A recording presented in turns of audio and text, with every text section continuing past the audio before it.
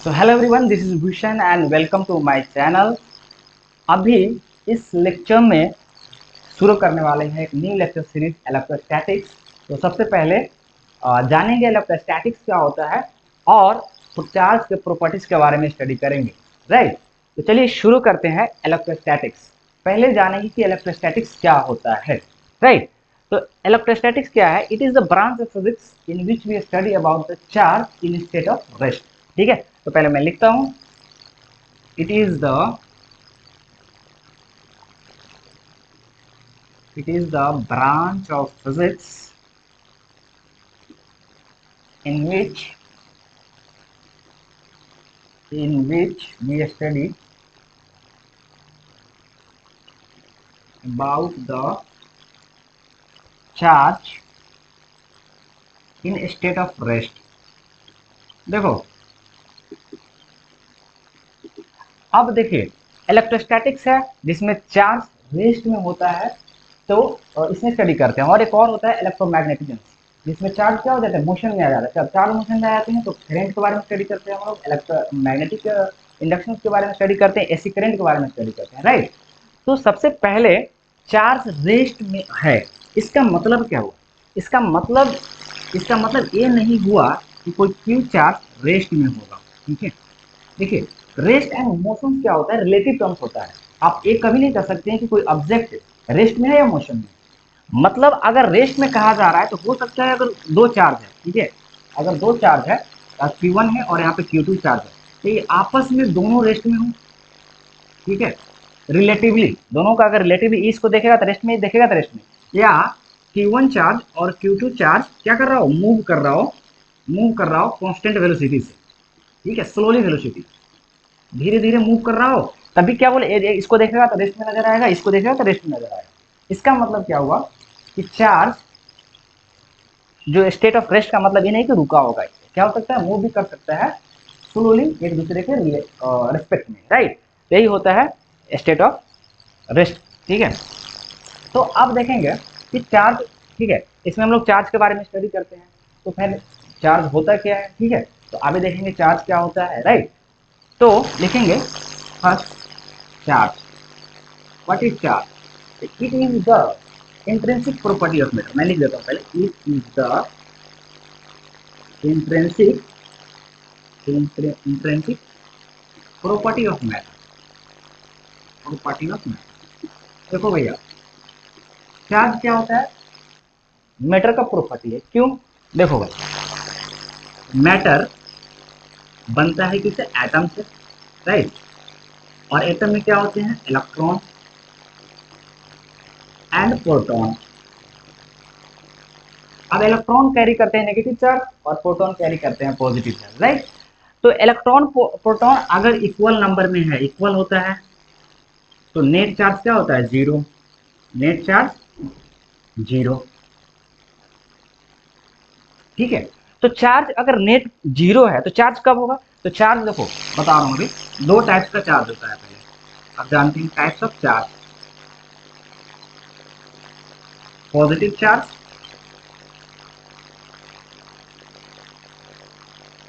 Second negative charge. Okay, हम देखेंगे कि नेगेटिव चार्ज कैसे होता है, पॉजिटिव चार्ज।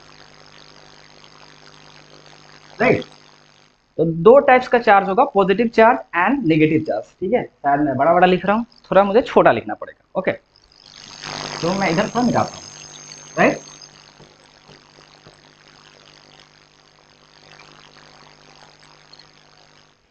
अब देखो, अब यहाँ पे दो बड़ी है मान लेते हैं, कंसिडर करिए, एक बड़ी है मेरे पास, ठीक है, और एक और मेरे पास बड़ी है।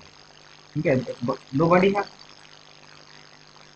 अब इसमें प्रोटॉन होगा और इलेक्ट्रॉन होगा, इक्वल नंबर में प्रोटॉन और इलेक्ट्रॉन प्रेजेंट रहता है, और कोई भी मेटल इलेक्ट्रिकली न्यूट्रल रहता है।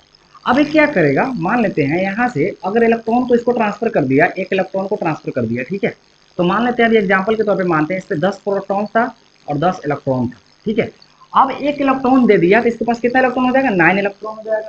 तो 9 इलेक्ट्रॉन हो जाएगा, इसका मतलब क्या हुआ, इसका 9 प्रोटॉन और इसका 9 इलेक्ट्रॉन मिलकर कैंसिल आउट करेगा, लेकिन अभी भी इसके पास एक प्रोटॉन बच जाएगा। तो अगर ये इलेक्ट्रॉन दिया तो इस पर पॉजिटिव चार्ज आ जाएगा, और अगर ये इलेक्ट्रॉन लिया तो इस पे नेगेटिव चार्ज आ जाएगा। क्यों?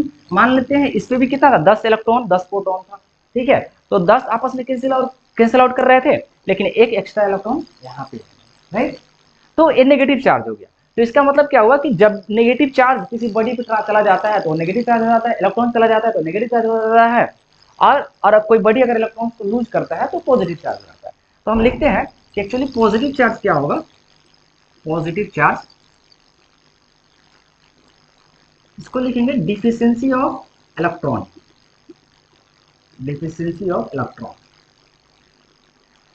मतलब क्या हुआ कि इलेक्ट्रॉन कोई बॉडी ने लूज कर दिया है, कम हो गया उसका, तो पॉजिटिव चार्ज हो जाएगा, ठीक है। नेगेटिव चार्ज क्या होगा,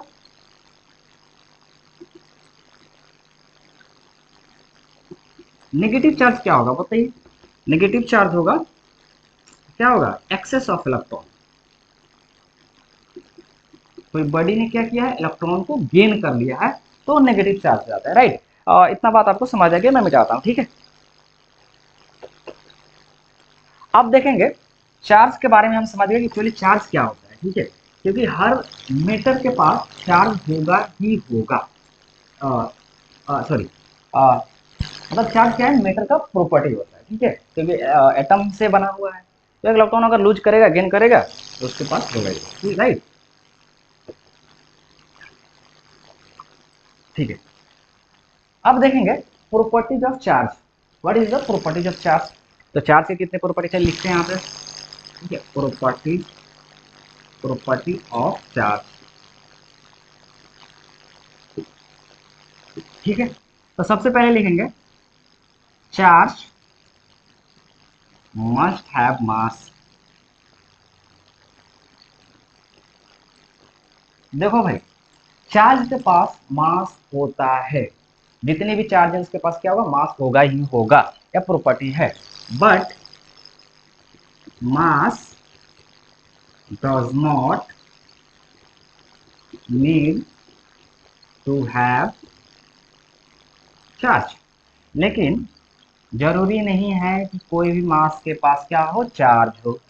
अरे यार, अभी क्या बात हुई कि मास के पास चार्ज है लेकिन चार्ज के पास मास है लेकिन मास के पास चार्ज नहीं है, इसका मतलब क्या हुआ यार। ये तो अभी अब बता रहे थे कि मैटर के पास होता है, इलेक्ट्रॉन प्रोटॉन होता है, तो आप बोल रहे हैं कि मास के पास, क्योंकि जितने भी मैटर होगा उसके पास कुछ ना कुछ तो मास होगा। क्या कोई भी बॉडी ऐसा है जिसके पास कोई मास नहीं हो? तो हर एक मास जो बॉडी होगा उसके पास मास होगा, क्योंकि बिना मास का तो कोई एग्जिस्ट ही नहीं करेगा। तो मास अगर होगा तो उसके पास चार्ज नहीं है, इसका मतलब क्या हुआ, अगर कोई मास है तो उसके पास equal number of electron proton होगा, तो नेट चार्ज कितना हुआ, जीरो हुआ, राइट। और ऐसे भी आप कह सकते हैं कि कुछ ऐसे जैसे कुछ चीज है जिसके पास मास नहीं होगा, जैसे न्यूट्रिनो। अब न्यूट्रिनो के बारे में ज्यादा जानकारी नहीं है, अभी अभी स्टडी हो रही है उसके बारे में, ठीक है, लेकिन ऐसा माना जाता है उसके पास थोड़ा बहुत क्या है, चार्ज है। तो ये बात हो गई, राइट। अब लिखेंगे, क्या लिखेंगे हम, लिखेंगे positive charge, positive charge repel each other, एक दूसरे को क्या करते हैं, दूर भागते हैं, सही बात है भाई। पॉजिटिव पॉजिटिव चार्ज को जब आपस में लाओगे, यहाँ पे पॉजिटिव यहाँ पे पॉजिटिव, तो क्या होगा, एक दूर भागेगा एक दूर भागेगा, रिपेल करता है, ठीक है। दूसरा क्या करेगा, while, while negative charge, negative charge attract each other, सही बात है भाई, ये तो यूनिवर्स का लॉ ही है। पॉजिटिव नेगेटिव चार्ज में क्या होता है, अट्रैक्शन होता है, ठीक है। तो यहाँ पे नेगेटिव चार्ज और यहाँ पे पॉजिटिव चार्ज, तो इसको खींचेगा इसको खींचेगा, तो अट्रैक्शन होता है, ठीक है। This is the second property, right. Third property यहाँ पे लिखता हूँ। थर्ड प्रॉपर्टी में क्या जानेंगे हम लोग कि चार्ज इज क्वांटाइज्ड, ठीक है। अब इसको देखते हैं क्या होता है, चार्ज इज क्वांटाइज्ड, ठीक है। चार्ज इज क्वांटाइज्ड, इसका मतलब क्या हुआ, ठीक है। इसका मतलब मैं लिखने जा रहा हूं कि चार्ज, पहले इसको मिटाता हूं, right.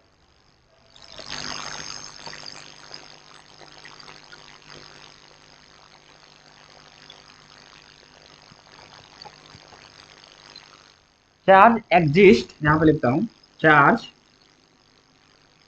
Exist in integral multiple of integral multiple integral multiple of fundamental charge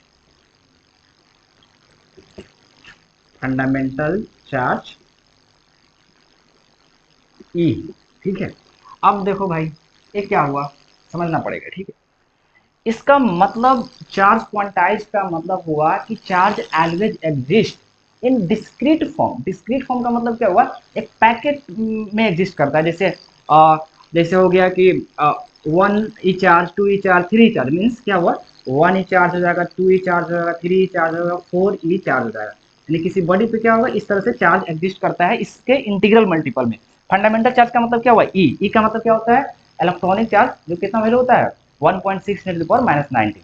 तो यहाँ पे अभी मैं एक्सप्लेन करता हूँ, ये जो होता है इलेक्ट्रॉनिक चार्ज, इसका 1.6 × 10⁻19, ठीक है, यह होता है कूलम, राइट। तो ई इलेक्ट्रॉनिक चार्ज है यहाँ पे। इसका मतलब क्या हुआ कि मैं कहना चाहता हूँ कि इलेक्ट्रॉन जैसे 1 के बाद में 2, ऐसे नहीं होगा कि ऐसे कभी नहीं एग्जिस्ट करेगा 1.1 इलेक्ट्रॉन, 1.2 इलेक्ट्रॉन, मतलब चार्ज कंटिन्यूअस में एग्जिस्ट नहीं करता है। चार्ज कंटिन्यूअस नहीं रहता है, डिस्क्रीट रहता है, अलग अलग। 1 है, 2 है, देखो 1 के बाद में कोई नंबर 2 डायरेक्ट नहीं आता ना, 1.1 लिख सकते हैं, 1.12 लिख सकते हैं, 1.13। तो इस तरह से कंटिन्यूअस नहीं है, 1 के बाद डायरेक्ट 2 है। तो चार्ज हमेशा क्या होता है, डिस्क्रीट फॉर्म में एग्जिस्ट करता है। ठीक है, charge always exist in the discrete packet. ठीक है, ऐसे लिख सकते हैं। तो ये हो गया क्वांटाइजेशन ऑफ चार्ज का मतलब, राइट। अब इसको मैं मिटाता हूँ, ठीक है, और यहाँ से फॉर्मूला लिख सकते हैं, Q is equal to n ई।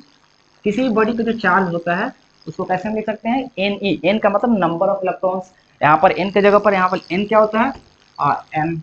नीचे दिख रहा है क्या, मैं इधर लिखता हूँ। ठीक है, क्यू को क्या लिख सकते हैं हम लोग, Q is equal to n E.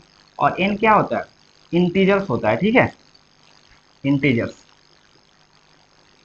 Integers positive और नेगेटिव दोनों, पॉजिटिव और नेगेटिव, राइट। तो क्यू को यहाँ पर एन से हम लोग किसी भी बॉडी पे कितना चार्ज है ऐसे लिखेंगे, 2 इलेक्ट्रॉन होगा, 3 इलेक्ट्रॉन, 4 इलेक्ट्रॉन, 5 इलेक्ट्रॉन, 6 इलेक्ट्रॉन होगा, राइट। तो this is what, this is all about the quantization of charge. समझ में आ रहा,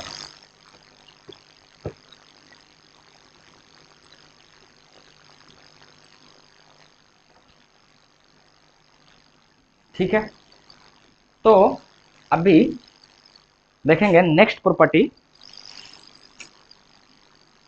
charge is conserved. Charge is conserved, इसका मतलब क्या हुआ, चार्ज इज कंजर्व का मतलब हुआ कि total charge of an isolated system always remain constant. ठीक है, अभी समझाता हूँ इसका मतलब, लिखता हूँ total charge of an isolated system, ठीक है, रिमेन कांस्टेंट। टोटल चार्ज हमेशा क्या रहता है, कांस्टेंट रहता है। इसका मतलब क्या हुआ कि जैसे और एक और पॉइंट लिख देता हूँ कि charge neither be created, charge neither be created nor be destroyed, neither be created nor be destroyed. ठीक है, इसका मतलब हुआ कि देखो पूरा यूनिवर्स का चार्ज, जैसे लॉ है, इसका तो कोई मैथमेटिकल प्रूफ नहीं है, ठीक है, लेकिन एक लॉ है जो दिया गया है कि टोटल यूनिवर्स का चार्ज हमेशा क्या रहता है, कांस्टेंट रहता है। और चार्ज को जैसे यहाँ पे मैं बता रहा हूँ कि यहाँ पे एक आइसोलेटेड मतलब सिस्टम है मेरे पास, ठीक है, मान लो मेरे पास कोई सिस्टम है, ठीक है। अब मान लेते हैं सिस्टम के पास टोटल 12 कूलम चार्ज है, ठीक है, 12 न्यूट्री चार्ज है, ठीक है, और इसमें 3 बॉडी है, एक बॉडी, 2 और 3 बॉडी। अब क्या होगा कि 12 कूलम, मान लो इस पे पहले 4 है, इस पे भी 4 है और इस पे भी 4 है, चार चार सबके पास है। तो क्या होगा कि इसके अंदर में इसके पास क्या हो सकता है, जा सकता है, इस पे 5 हो सकता है, इस पे 3 हो सकता है, और इस पे क्या हो सकता है, 4 हो सकता है। तो मतलब इसके अंदर में चार्ज ट्रांसफर हो सकता है, इसका चार्ज चेंज हो सकता है, ठीक है। लेकिन टोटल इस पूरे सिस्टम का चार्ज कभी भी चेंज नहीं होगा और कांस्टेंट रहता है। ये लिखा हो कि total charge of ion remain constant. इसी तरह से पूरा यूनिवर्स का चार्ज हमेशा कांस्टेंट रहेगा। क्या होगा, हमारे एक बॉडी से दूसरे बॉडी पे चार्ज क्या होता है, ट्रांसफर होता है, फ्लो होता है, लेकिन टोटल यूनिवर्स का चार्ज तो कांस्टेंट ही रहेगा, राइट। यही होता है। अब देखेंगे चार्ज कंजर्वेशन हो गया। नेक्स्ट पॉइंट, इसको निकाल।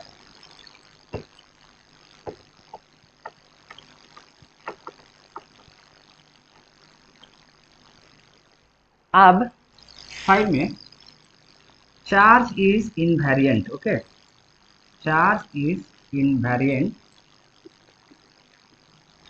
Of frame of reference. भाई इसका मतलब क्या हुआ, frame of reference, frame of reference, ठीक है। चार्ज इज इनवेरिएंट, इनवेरिएंट का मतलब क्या होता है, कांस्टेंट होना, ठीक है, चेंज नहीं होना। इसका मतलब क्या हुआ कि चार्ज वेलोसिटी पर डिपेंड नहीं करता है। अगर दो अलग फ्रेम ऑफ रेफरेंस है, आप 11th में फ्रेम ऑफ रेफरेंस के बारे में पढ़ के आए, ठीक है। अगर दो बॉडीज है और दो अलग अलग फ्रेम ऑफ रेफरेंस में मूव कर रहे हैं और दोनों बॉडी पे एक अलग अलग चार्ज है, ठीक है, एक बॉडी अलग फ्रेम ऑफ रेफरेंस में, एक अलग फ्रेम ऑफ रेफरेंस पे है और अलग अलग चार्ज है, तो उनके वेलोसिटी पे कभी उनका चार्ज डिपेंड नहीं करेगा, मतलब चेंज नहीं होगा। जैसे एग्जाम्पल के तौर पे मान लो यहाँ पे एक बॉडी है, ठीक है, और ये मूव कर रहा है कुछ वेलोसिटी से और इस पे 10 कूलम चार्ज है, 10 ही चार्ज है इस पे, ठीक है। तो ऐसा नहीं कि अभी मान लो रेस्ट में है, रेस्ट में था, अभी मूव करने लगा, ठीक है। तो ऐसा नहीं कि पहले अब मूव करने लगेगा तो इसका चार्ज चेंज हो जाएगा, चार्ज इसका चेंज नहीं होगा। चार्ज क्या रहेगा, हमेशा 10 कूलम भी रहेगा, मतलब चार्ज वेलोसिटी पर डिपेंड नहीं करता है। यही होता है invariant of frame of reference. Means यहाँ पर लिख देता हूँ, charge does not depend upon the velocity. जैसे लिख सकते charge of a body does not depend upon the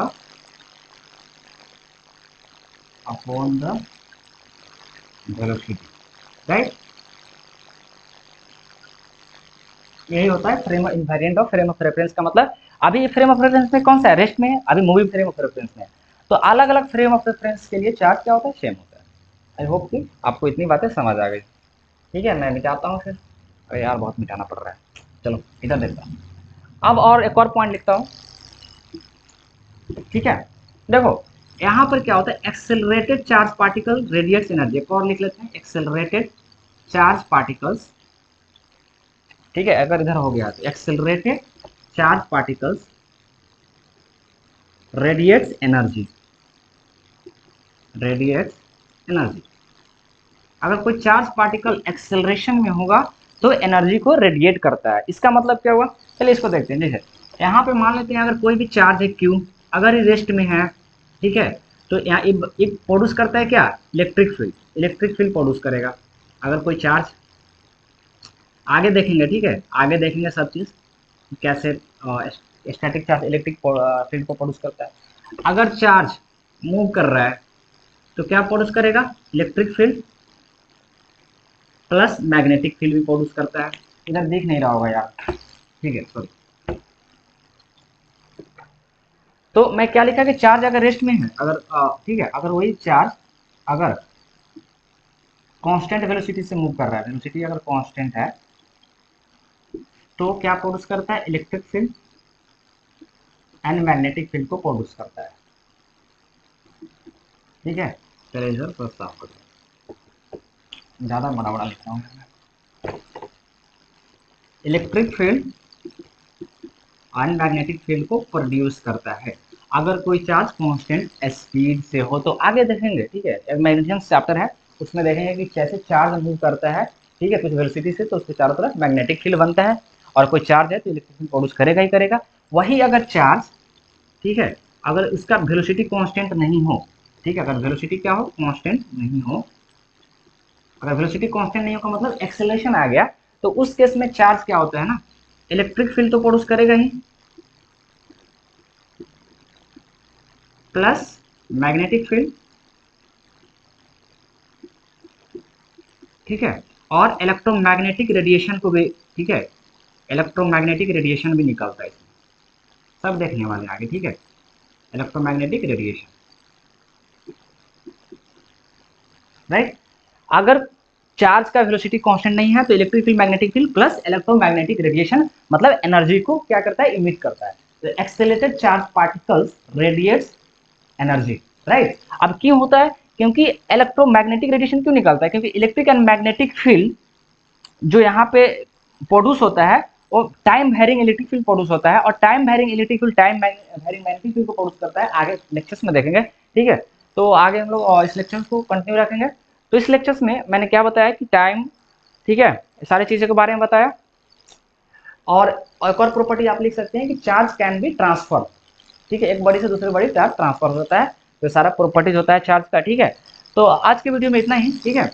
तो फिर नेक्स्ट वीडियो में मिलेंगे, और थैंक यू फॉर वॉचिंग।